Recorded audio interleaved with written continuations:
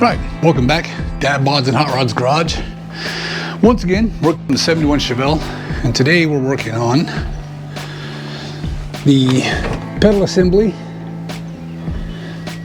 and the clutch, master cylinder, and the Hydroboost unit. So, got everything here. Got the Hydroboost, got the adapter plates,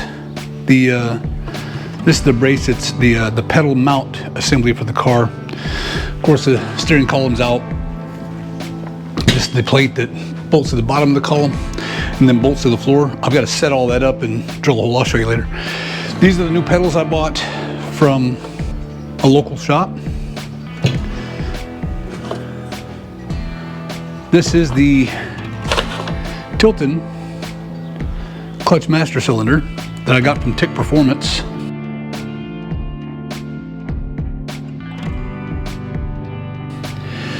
But it bolts to this adapter plate. And I'll show you, I'm gonna assemble all of this in a second. I'm gonna set the camera up.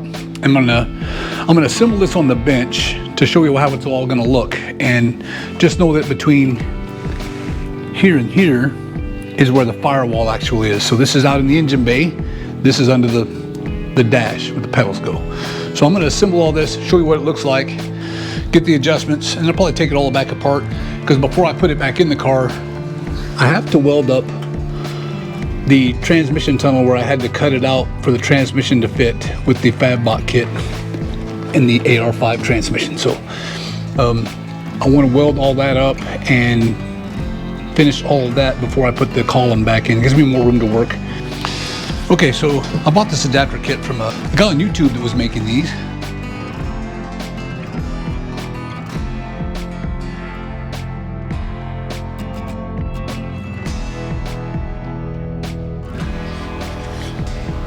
It's a pretty good unit. It's really thick. It's very well made. All the bolt holes and everything line up great. Fits perfect with the master cylinder. He was saying that on the clutch pedal itself, to get the true 2-to-1 or whatever it was from here to here, he cut this off, moved it up higher so this was closer to here, and changed the throw and whatnot. I opted not to do any of that because mine seemed to be, I think it felt pretty good, and it was pretty straight going to the clutch, and I'll show you when I get it assembled. But the only thing I've done to this piece was I welded this on, and it's a stop for the clutch pedal, so the clutch pedal will not overextend the master cylinder. And it also gives me a spot to put a switch in case I want to, two-step or something like that. I can put a switch in there for the clutch all the way down, or I can use it as a neutral safety switch, and still have my brake light switch here. And first thing to do is bolt this adapter plate on to your assembly. Remember, it goes like this because this is how it bolts into the car, this way. This bolts outside on the firewall. So this will go through the firewall, and this will bolt here, like so.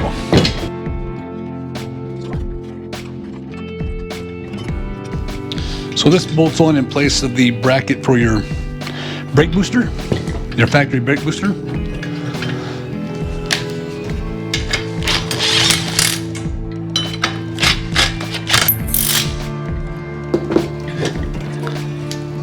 And that's pretty much done.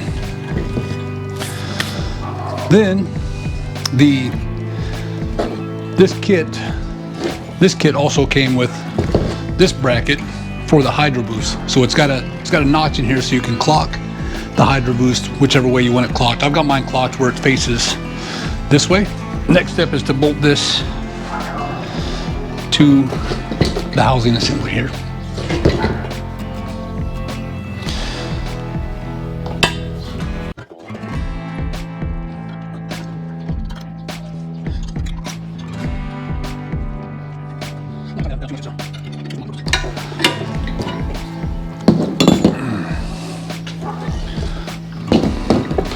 So basically that is the Hydroboost bracket and the clutch master cylinder bracket.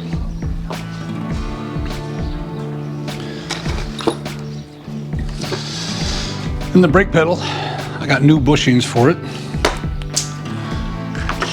Well, one. Brake pedal goes into the middle here.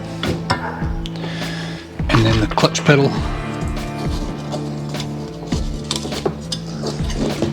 has the rod it all rides through. There.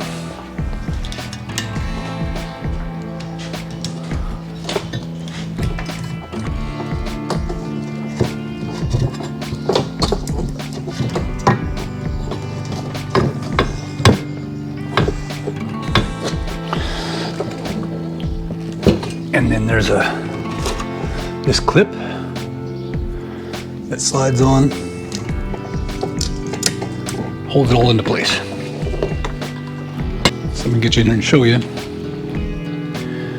Hydroboost, bracketry, clutch master, clutch pedal, brake pedal. So on the Hydroboost, I had to cut off that end, which is this end. And then this joint, I drilled it out so it would fit over this and then welded it. And that gives me the adjustment I need with the clevis. And the clevis goes in to this upper hole here.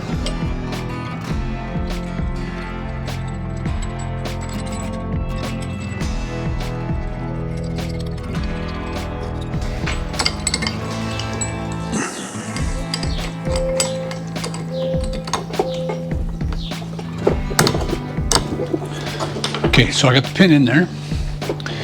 I don't think I have to cut any of that at all. It's got some adjustment to it. Just lock it in place.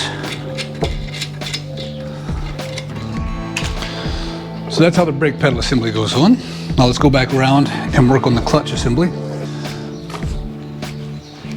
So the Tilt and Tick Performance Clutch Master bolts in through here.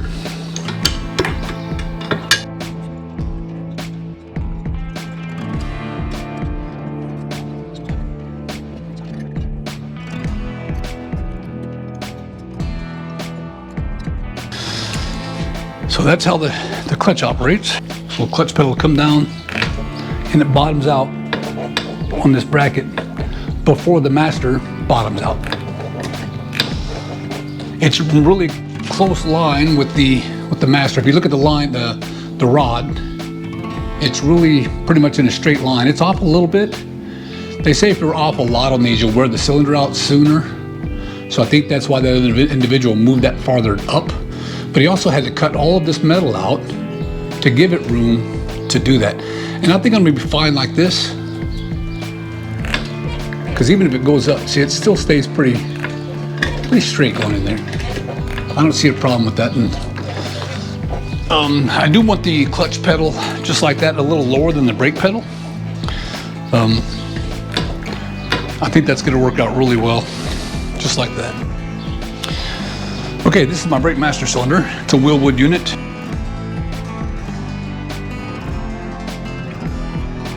It's a 1.12 stroke, and as you can see, it is hollow. So some of your brake boosters or your manual pedals have a rod that's longer that goes in there quite a bit farther to engage that. And as you can see on the Hydroboost unit, it is a little farther inside here and almost flush. So, but luckily the kit with this Wilwood came with this adapter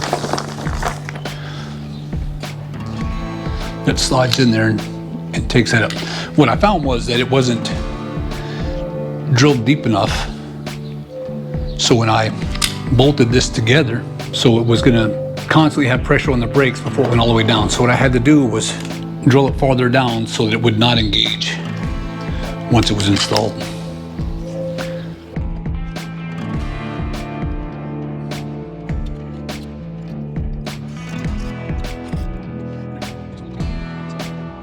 This is what you'll see in the engine bay.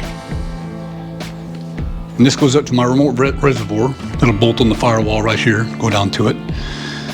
And then of course this plate is the barrier between the firewall and the steering column. So as you can see right around here, I need to drill a hole for this rod to go through. So I got to mount everything in, measure the distances from where this hole is to this rod, and then drill it out. Then I can put it all in the car. So I got to make a clutch switch. that's what it'll look like on that, under the hood. This is what it'll look like in the car. Of course, the steering column will go right down underneath here. Beautiful. And I think that's going to be fantastic in here. I do have all the Hydroboost lines that go from the pump up to the Hydroboost, back to the gearbox, and then back into the reservoir. And of course, all my lines, they're all stainless steel, they're all brand new. So I think this is all sorted. I can take this back apart, at least most of it,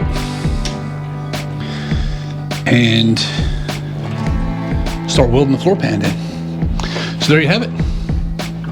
That's how I've converted her to manual trans. Well, thanks again for tuning in to Dad Bods and Hot Rods Garage. Hope you learned something on this one. Stay tuned for the next, and we'll see you next time.